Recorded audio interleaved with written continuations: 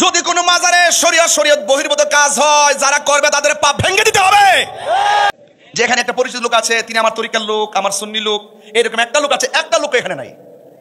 আমি আসি নাই, আমি আসছি কিনা বলেন, আমি আসছি কিনা বলেন। আমি মেসেজ দিতে আসছি, আর দূরত্ব নই, মিলেমিশে চলেন। একটু ভালো লাগতেছে না এখন? আল্লাহ ছাড়া কাউকে কি সেজদা করা যাবে? আল্লাহ ছাড়া কারোর কাছে মাথা নত করা যাবে? মাজারে গিয়ে সেজদা করা যাবে? তা আপনারা আমাকে মাজার পূজারি বলেন কেন? এই বন্ডরে মাজার পূজারি বন্ড কইলে যা সেটা সেতে কয় পূজা করি নাকি? এই পূজা করস তা গুড়ার ডিম করস, পূজা করে কয় তোর উস্তাদি শিখাইছিনি? তফসিরের কিতাব খুলে দেখ। যে আচরণ আল্লাহ ছাড়া আর কারো সাথে করা যায় না, সেই আচরণ অন্যদের সাথে করার নাম পূজা। দোয়া আল্লাহ ছাড়া কারো কাছে করা যায় না, খাজা বাবার কাছে দোয়া করলেই পূজা। সবকিছু দেওয়ার মালিক আল্লাহ ছাড়া আর কাউকে বিশ্বাস করা যায় না, খাজা বাবাই সব দিতে পারে, বিশ্বাস করার নামই পূজা। আল্লাহ ছাড়া কাউকে কি সেজদা করা যাবে? আল্লাহ ছাড়া কারোর কাছে মাথা নত করা যাবে? মাজারে গিয়ে সেজদা করা যাবে? তা আপনারা আমাকে মাজার পূজারি বলেন কেন?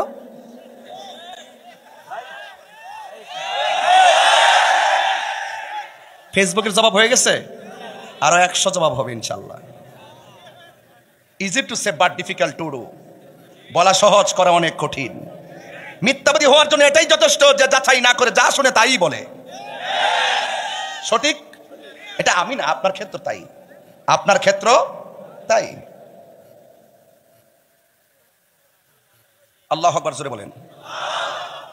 মাজারে গিয়ে সাজদা করা যাবে। যদি কোনো মাজারে শরীয়ত বহির্ভূত কাজ হয়, যারা করবে তাদের পাপ ভেঙে দিতে হবে। কিন্তু মাজার ভাঙা যাবে?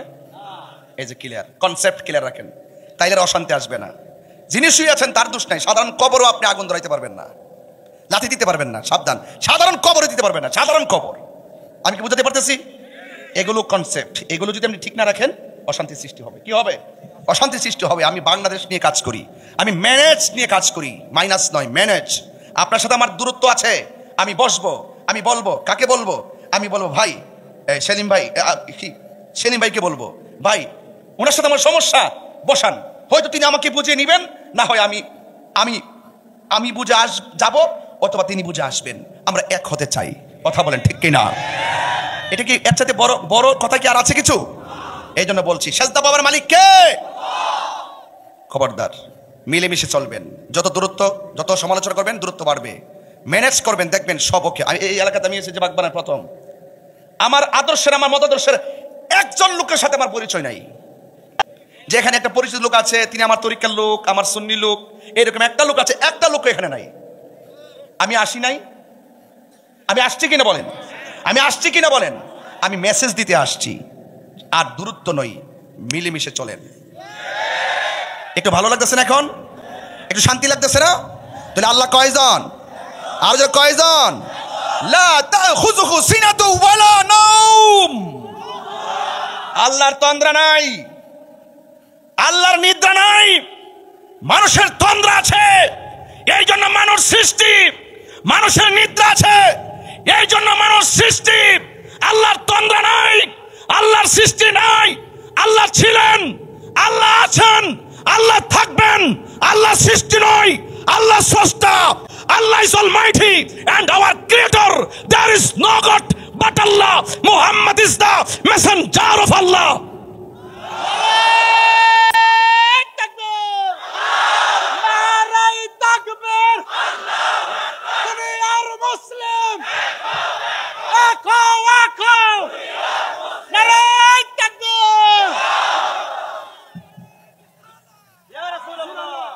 ওই একটা আমার তরিকার লোক পাওয়া গেছে,